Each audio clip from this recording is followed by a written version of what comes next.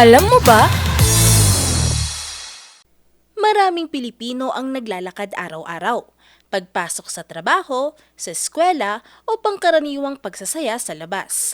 Alam nyo ba na ang regular na paglalakad, lalo na kapag umaabot ng 10,000 steps kada araw, ay makatutulong daw sa pagtunaw ng aabot sa 2,000 hanggang 3,500 calories sa isang linggo? Pero, kailan nga ba ito nauso? Ang ideyang ito ay nagsimula noong 1965 sa Japan nang ipinakilalang isang pedometer na tinawag na Manpo-K na ang ibig sabihin ay 10,000 steps meter. Mula noon, maraming pag-aaral na ang ginawa para patunayan ang epekto nito sa ating kalusugan.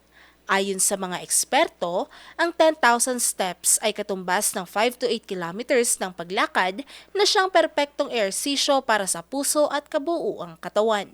Ito ay isang low-impact exercise na hindi kailangan ng mamahaling equipment at pwedeng gawin kahit saan.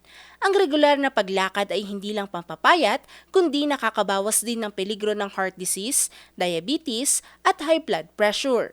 Ayon sa mga mananaliksik, ang paglakad ng 10,000 steps araw-araw ay nakakatulong din sa mental health. Ito ay isang natural na pampababa ng stress, pampaganda ng mood, at pampalinaw ng isip.